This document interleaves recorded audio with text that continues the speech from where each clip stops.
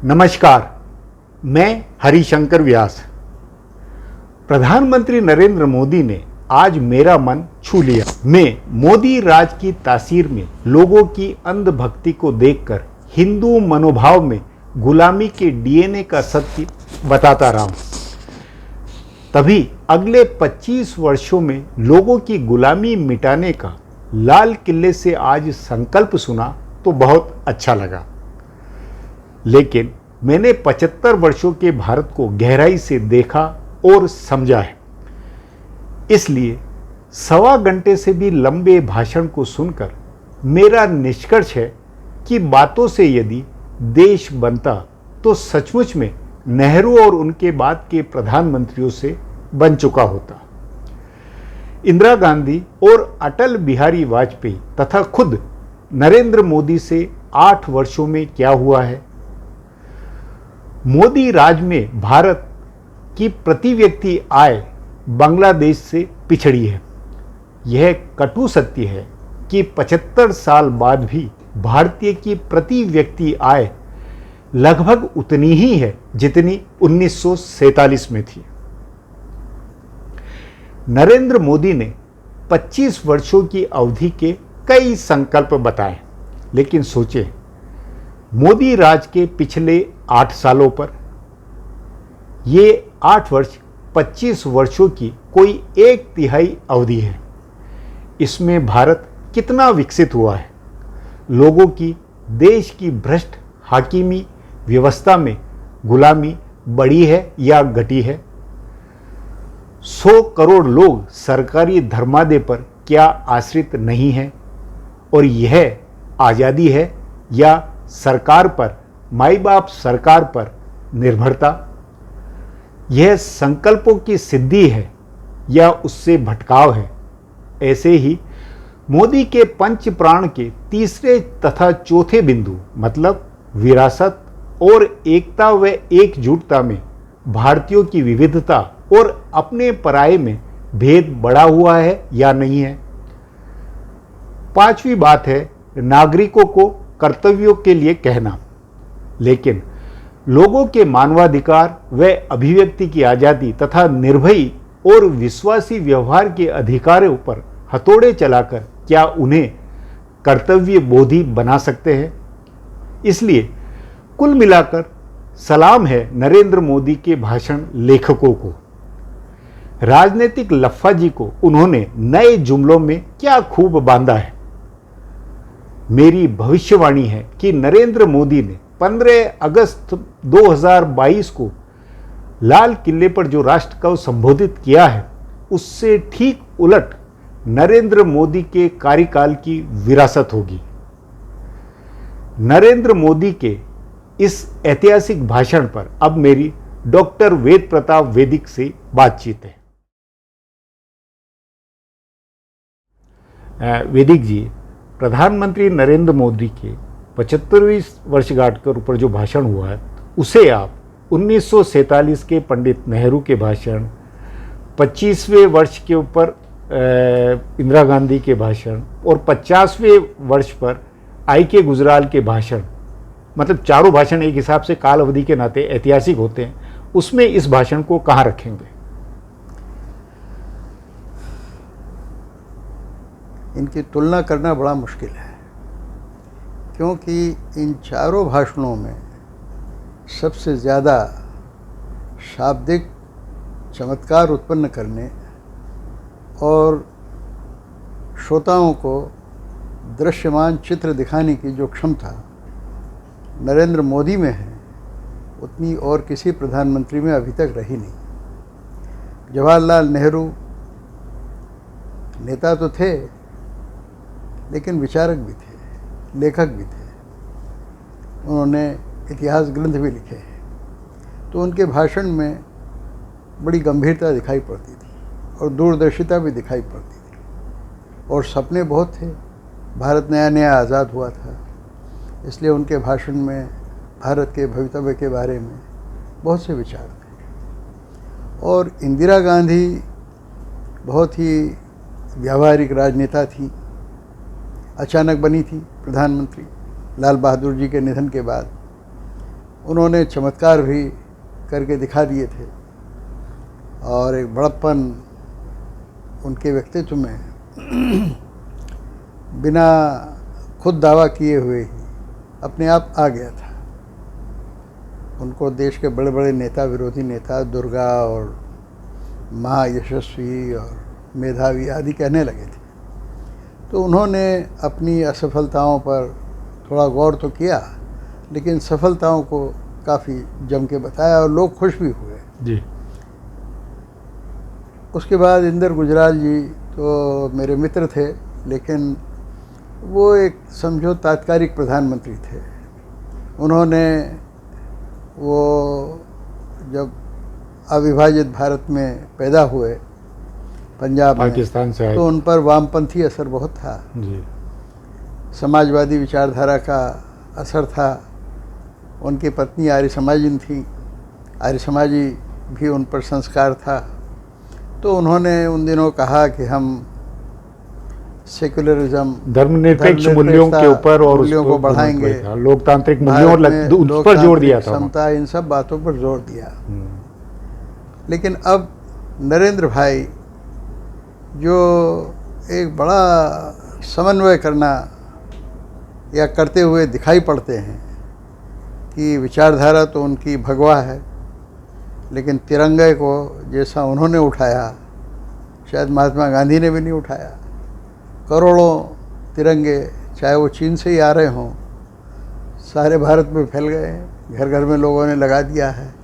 तिरंगा तो वास्तव में कांग्रेस का ध्वज है, लेकिन कांग्रेस के तिरंगे में चरखा है। नहीं, लेकिन ये एक मैं अंतर करूं, आपने ये बहुत अजीब गजब बात कही कि पिछले 8 जो उनके भाषण थे लगभग सब में केसरिया पगड़ी पहनी हुई थी, केसरिया या भगवा। ये इस 75वीं वर्षगांठ के ऊपर उन्होंने तिरंगा पगड़ी, सफ़ेद पगड़ी पहनकर अपने को एक अलग स्थान पर, एक अलग ढंग से प्रस्तुत करने का, तो जो पंडित नेहरू के समय जो तिरंगे, जो आखिर आग्रह तो तिरंगे का वंदे मातरम की जगह और उसकी जगह राष्ट्रगान में भी पंडित नेहरू का आग्रह था, उस आग्रह को के प्रतीक नरेंद्र मोदी बनकर अभी जिस तरह का उन्होंने वो जो झांकी बनाई देश में जो करवाया, तो इससे क्या एक उनके बदलने की का संकेत है या क्या है ये? आपने ये बहुत बढ़िया मुद्दा उठाया। इसे आप झांकी भी कह सकते हैं, नौटंकी भी कह सकते हैं, दिखावा भी कह सकते हैं, पाखंड भी कह सकते हैं। लेकिन मुझे क्या लगता है कि भारत में जो भी सत्तारूढ़ होगा और जो लंबे काल तक सत्ता में रहना चाहेगा, उसको भारत के चरित्र के अनुकूल अपने चरित्र को और अपनी नीतियों को ढालना ही पड़ेगा। आप लाख भगवा ध्वजधारी रहें कि हाथ में भी भगवा और दिल में भी भगवा, लेकिन भारत तो तिरंगा ही नहीं है, बहुरंगा है। उस बहुरंगे भारत को तिरंगे का प्रतिनिधित्व देना और उसके नाम पर उसको ऊंचा उठाने की बात करना, ये इस बात का परिवर्तन है कि भारत में आप कोई परिवर्तन कर सके या न कर सके, लेकिन आप में तो परिवर्तन हो ही रहा। मतलब आप ये कह रहे हैं कि पंडित नेहरू की विरासत, चाहे अनचाहे अनजाने, क्या ये तिरंगे का उन्होंने आग्रह करके और वो सब कुछ एक झांकी बनाने के उस मकसद में, ये उनके मन का परिवर्तन है, दिशा का परिवर्तन है, या मूलतः 1947 में पंडित नेहरू का जनमन गण का जो आग्रह था, तिरंगे का जो आग्रह था, उसी को आगे बढ़ाने की का रास्ता? ये देखिए, ये भारत में सत्तारूढ़ होने का मैं तो कहता हूँ सुपरिणाम है। कुछ जो बहुत कट्टरवादी लोग हैं वो इसको दुष्परिणाम भी कह देंगे। जी जी जी। लेकिन आप देखें कि भारत में मुगल लोग आए। हाँ। हमारे नहीं, अपन इतिहास में खो जाएंगे तो बहुत भटक जाएंगे। एक उदाहरण के तौर पे कह रहा हूँ कि मुगल लोग आए तो वो तो भारतीय तौर तरीके के बिल्कुल विपरीत थे, और अपने देश के कई राजपूत मुसलमान जो बड़े बड़े घरानों के थे और फिर मुसलमान हो गए, वो मुझसे कहते हैं कि ये गधे आए थे सेंट्रल एशिया से और हम घोड़ों पे सवार हो गए। तो उन्होंने, वो गधे भी घोड़े बन गए, क्योंकि भारत पे राज करना है तो जो तरीका उन्होंने वहाँ अपना रखा था वो यहाँ नहीं चल सकता था। इसलिए वो मंदिर में भी जाते थे। नहीं थे नहीं मुगल ये बादशाह। नहीं वेदिक जी, इसमें मेरी तो ऐसे परिवर्तन बहुत हुआ। फंडामेंटल नहीं नहीं ये खैर अपन इसीलिए मैं कह रहा हूँ परिवर्तन इतिहास हुआ। में नहीं भटकना चाहिए। तो देखिए वो जो परिवर्तन हुआ ना, वही परिवर्तन आप आज देख रहे हैं कि जो लोग एकदम कट्टर विचारधारा के प्रतिपादक थे कल तक, आज सत्तारूढ़ होने के बाद वो इस बात को महसूस कर रहे हैं कि आप देश में एक संप्रदाय की बात नहीं कर सकते, एक जीवन पद्धति की बात नहीं कर सकते, एक भाषा की बात नहीं कर सकते। आपको मिला जुला के एक समन्वयवादी देश, वो विविधता से शुरू भी उन्होंने भाषण में से विविधता से किया है। इसीलिए नरेंद्र मोदी जो कर रहे हैं वो बिल्कुल ठीक कर रहे हैं। वो जो भारत में राज करने की पद्धति है, जो अपन वर्षों से देखते चले आ रहे हैं, सदियों से देखते चले आ रहे हैं, अब उसमें ढलना पड़ रहा है। नहीं वैदिक जी, इस पे खैर बहुत इससे बजाय अपन इसी भाषण पे आए। उन्होंने एक और बात कही, पंडित नेहरू के ही तुलना में पंडित नेहरू के समय भी आज़ादी की पूर्व संध्या या आधी रात को 15 अगस्त 1917 आधी रात को जो उन्होंने भाषण दिया था, नियति के साथ चले, एक तरह से ये कि हम एक नए युग में नए कालखंड में प्रवेश कर रहे हैं, तो हमारे ये नए संकल्प है। ये इसी अंदाज में प्रधानमंत्री नरेंद्र मोदी ने भी लाल किले पर यह कहा कि अब अमृत काल की वेला का प्रारंभ हुई है, शुरुआत हुई है, तो इसके अंदर हमारे संकल्प ये है और मैं ये पंच प्राण या मैं ये बातें कह रहा हूं। और इस वेला में लोग, भारत के लोग, उनका जनमन जो है वो तो उनकी चेतना जग गई है, उनमें आकांक्षा पैदा हो गई है। वो अपने आप को इस 15 अगस्त से नरेंद्र मोदी अपने कार्यकाल में, अपने नेतृत्व में भारत की चेतना के जगने, भारत की आकांक्षाएं पैदा होने और भारत के नए संकल्प बनने की जो शुरुआत कर रहे हैं, तो वो अंदाज वही नहीं है जो पंडित नेहरू ने 1947 में बनाया था कि चेतना, आकांक्षा और हम नई मंजिल, नया रास्ता कर रहे हैं। अंदाज चाहे वही हो सकता है, आपका कहना ठीक हो सकता है कि अंदाज चाहे वही हो सकता है, उसी जगह पे एक तरह से कि मेरे कारण अब एक नया युग चालू हो रहा है। जैसे पंडित नेहरू की भी एक डेस्टिनी वाला भाषण था, वो नया युग प्रारंभ था। वो अंदाज तो वही हो सकता है, लेकिन उसमें यथार्थता कितनी है ये देखना जरूरी है। तो यथार्थता में उन्होंने 3 बातें जो कही है कि जनता में सैलाब है आकांक्षाओं का, और जनता में राजनीतिक चेतना हो गई है और पुनर्जागरण हो गया भारत का। दुनिया, विश्व जो है वो भारत को अपनी समस्याओं के समाधान के लिए देख रहा है। नहीं, एक बात तो है कि 75 साल में भारत में, नहीं 75 साल नहीं, ये पिछले 8 सालों की उपलब्धि है। 8 साल बिना पिछले वो अलग है, वो 8 साल अलग है, वो परिवारवाद का था, वो भ्रष्टाचार का था। 69 साल में जो कुछ प्रगति हुई है उसके बिना ये 8 साल कुछ भी नहीं। 8 सालों का आधार वही है, 69 साल पिछले। तो इन 75 सालों में भारत आगे तो बढ़ा है, लेकिन आप भारत की तुलना जरा करें, वियतनाम से करें, सिंगापुर से करें, नहीं Japan, Israel, Korea, Germany, Japan, सब किसी से कोई तो टिकता नहीं। नष्ट हो गए थे एकदम द्वितीय महायुद्ध के समय, और उसके बाद भी बहुत विकसित नहीं थे। स्वयं अमेरिका को देखिए, द्वितीय महायुद्ध के पहले कितना वो आप अमेरिका लेकिन भारत अभी भी बहुत पिछड़ा हुआ। नहीं अभी की बात छोड़िए, बांग्लादेश ने अभी पर कैपिटा इनकम में हमसे किया, टेक्सटाइल एक्सपोर्ट सब में हमें खत्म कर रहा है वो। और इन सारे पड़ोसी देशों में, श्रीलंका में भी, बांग्लादेश में भी, ईरान में भी शिक्षा का स्तर, शिक्षा की व्यापक हमसे कहीं ज़्यादा है। वहाँ भूख से मरने वाले लोगों की संख्या नहीं, फिर बहुत ज़्यादा दायरे में। बुनियादी तौर पर इस भाषण से क्या आपको लगता है कि नया अमृतकाल की नई वेला और उसमें प्रधानमंत्री नरेंद्र मोदी और उनके आइडिया ऑफ इंडिया से भारत 25 सालों में विकसित देश भारत बन जाएगा? क्या वह जो सपने हैं, जो वो सपने साकार हो जाएंगे? क्या लगता है इसकी कुछ आधार? नहीं, चाहे तो सपने साकार किए जा सकते हैं, कोई असंभव नहीं है। नहीं, जो पिछले, क्योंकि वो तो आप पालने में सारे लक्षण देख चुके हैं। हाँ, पालने में पूत के पग पाँव दिखाई पड़ रहे हैं। हाँ, 8 साल में जिसे मैं कहता हूँ बुनियादी परिवर्तन, वो आज तक हमारे देखने में नहीं आया। कम से कम 3 चीज़ों में बड़ा बुनियादी परिवर्तन होना चाहिए। सबसे पहले शिक्षा में होना चाहिए। जी बिल्कुल, शिक्षा हमारी जस की तस है। वो कह रहे हैं कि शिक्षा में मैंने चेंज कर दिया, नई शिक्षा नीति बहुत गजब बनी है हमारी। नीति तो गजब बनी है, लेकिन नीति सब दराज के अंदर रखी हुई है। नीति ज़मीन पे आनी चाहिए, नीति आज तक ज़मीन पे आई नहीं। शिक्षा में रत्ती भर परिवर्तन नहीं हुआ है। शिक्षा में परिवर्तन से ही अमेरिका आज दुनिया की महाशक्ति बना है। और दूसरे देश भी जो आगे बढ़े हैं, जापान आदि, इजराइल भी, शिक्षा में क्रांतिकारी परिवर्तनों जी, से आगे बढ़े जी। हैं। शिक्षा हमारी पिछड़ी है, जैसी 100 साल पहले थी वैसी है। नहीं, फिर 100 साल चिकित्सा। पहले मेरा मानना है सरकारी शिक्षा, एजुकेशन, यूनिवर्सिटी ब्रितानी काल में 1947 से पहले अच्छे थे। इलाहाबाद यूनिवर्सिटी से लेकर तब सारी यूनिवर्सिटियों का नाम था उस समय। थोड़ा बहुत तो था, लेकिन उनका जो चरित्र था मूल, वो तो ठीक है, भी वो तो अभी तक अंग्रेज बना। मालिक थे, तो उस हिसाब से चारित्रिक वो बना बनेगा। हाँ, दूसरा है चिकित्सा। शिक्षा बनाती है मन को, शिक्षा बनाती है बुद्धि को, और तन को बनाने वाली चीज़ है चिकित्सा। वो रक्षा करती है। और चिकित्सा में सिर्फ प्रिवेंटिव मेडिसिन ही नहीं है, प्रेरणा देने वाली, स्वास्थ्य को बढ़िया बनाने वाली, उसके बारे में भी और प्रयोग हो रहे हैं। गैर सरकारी स्तर पे प्रयोग हो रहे हैं दुनिया भर के अपने देश के अंदर, और अच्छे अच्छे प्रयोग हो रहे हैं। लेकिन सरकारी स्तर पर आज भी देश के लोगों को उपचार उपलब्ध नहीं है, चिकित्सा उपलब्ध नहीं है। देश में करोड़ों लोग बिना दवा दारू के, बिना इलाज के मर जाते हैं।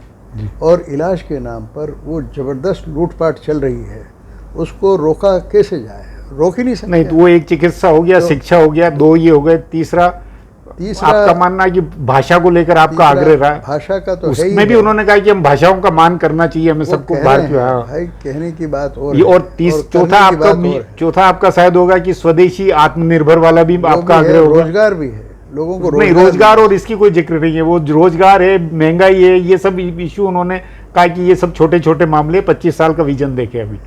नहीं तो 25 साल में सबसे बड़ी चीज़ तो रोजगार है। रोजगार नहीं मिलेगा तो क्या तो शिक्षा होगी, ग्रीन और क्या रोजगार चिकित्सा पैदा होंगे। एक नया जुमला है उनका कि ग्रीन रोजगार पैदा नहीं, होंगे। वो चुनाव के पहले उन्होंने कहा था कि हम इतने करोड़ लोगों को रोजगार देंगे। कहाँ रोजगार मिल रहा है? अभी ये कोरोना के 2-2.5 साल में और लोग बेरोजगार हो गए हैं देश में, और जो रोजगार हैं उनको पूरा रोजगार भी नहीं मतलब मिल रहा है। आपका ये मानना है कि 75 वर्ष के ऐतिहासिक भाषण में आज की हकीकत, आज के सत्य भी प्रधानमंत्री को बोलने चाहिए थे, जो रोजमर्रा के जीवन की जरूरतों के ऊपर होने चाहिए। एकदम आप बिल्कुल ठीक कह रहे हैं कि अगर इनकी जगह कोई बहुत यथार्थवादी प्रधानमंत्री होता, जो बहुत सपने दिखाने की बात नहीं करता। मान लो अगर अटल बिहारी वाजपेयी का भाषण आज के वक्त में होता तो अलग होता। हाँ, अटल जी इतने ज़्यादा सपने नहीं दिखाते, वो यथार्थवादी होते, वो बहुत सत्यनिष्ठ होते। और मोदी भी काम तो बहुत करना चाहते हैं, उत्साह मोदी में बहुत है, परिश्रम भी बहुत है, और मैं समझता हूँ ईमानदारी भी बहुत है। लेकिन दुर्भाग्य क्या है कि मूल दृष्टि का अभाव है। और ऐसा नहीं है कि सारे प्रधानमंत्री जो भी हमारे देश में या सारे देशों में जो बनते हैं वो बड़े विद्वान होते हैं, उनकी समझ बड़ी गहरी होती है, ऐसा नहीं है। लेकिन जैसे बादशाह अकबर भी थे, नवरत्न रखते थे, सलाह मशवरा करते थे। मुझे लगता है कि इस सरकार की सबसे बड़ी कमी ये है कि वो सिर्फ नौकरशाहों से सलाह लेती है। उसको विशेषज्ञों से, मर्मज्ञों से, विजनरी लोगों से कोई सलाह मशवरा करने का अंदाज ही नहीं। नहीं, मैं इस मामले में आप ठीक रास्ते पर चलती नहीं, मैं इस मामले में बड़ी भूल कर देती। नहीं, इस मामले क्योंकि नौकरशाहों को कोई नुकसान नहीं है, सलाह दी और नहीं मानो तो मत मानो, नौकरी तो जारी है हमारी। नहीं, पर आपका मानना है कि कोई सलाह देने की हैसियत रखता है उनको, नौकरशाह या रखते वो हैं। सर्वज्ञ है? नहीं, सर्वज्ञ तो मैं लिखता था पहले। आप लिखते हैं? हाँ, लेकिन और सर्वज्ञ के नाते ही उन्होंने जो भाषण दिया है उसमें उनको नजर आ रहा है कि राष्ट्रीय चेतना बन गई है, पुनर्जागरण हो गया है, दुनिया हमारे से समाधान देख रही है। ये आपको सब नहीं लगता? अब ये सब बातें बोलना पड़ती है, आखिर ये प्रधानमंत्री हैं, ये बात नहीं बोलेंगे तो कुर्सी कैसे चलेगी? वो तो बोलना पड़ती है। लेकिन प्रधानमंत्री अगर चाहे तो आज भी 8 साल गुजर जाने के बावजूद कई बुनियादी काम कर सकते हैं। मोदी जैसा लोकप्रिय प्रधानमंत्री इंदिरा गांधी के बाद ही हुआ है। जवाहरलाल नेहरू तो अलग श्रेणी के थे, और सारे प्रधानमंत्रियों के मुकाबले मोदी की लोकप्रियता सबसे ज़्यादा है, क्योंकि जुमला बहुत अच्छा बोलते हैं, वो लोगों के दिल की पसंदीदा बात कह देते हैं, वो जीवन उनका स्वच्छ है, परिश्रम बहुत करते हैं। मैं कहना ये चाहता हूँ कि मोदी अगर अभी भी ठीक रास्ता पकड़ लें तो वो इतना युगांतरकारी काम कर सकते हैं कि 100 बरस बाद भी लोग याद करेंगे। वरना क्या होता है कि जब तक आप घोड़े पे सवार हैं तब तक तो आप घुड़सवार हैं, घोड़े से उतरे तो फिर मैं बोलना नहीं चाहता हूँ कि क्या दुर्दशा होती है, उसके बाद कोई याद ही नहीं करता है। जी वैदिक जी, अभी इस हिस्से को अभी यहीं ख़त्म करते हैं। अब मैं दूसरा, आपने एक जुमला अभी शब्द बोला है, उसके ऊपर मैं आगे बात करता हूँ। ये एपिसोड मैं यहीं समाप्त करता हूँ, ये बातचीत लेकिन अगले पार्ट में जारी रहेगी। सब्सक्राइबर बटन को ज़रूर दबाएं, वहाँ जो घंटी है उसे भी दबाएं, ताकि नया एपिसोड अपलोड होते ही आपको सूचना मिले।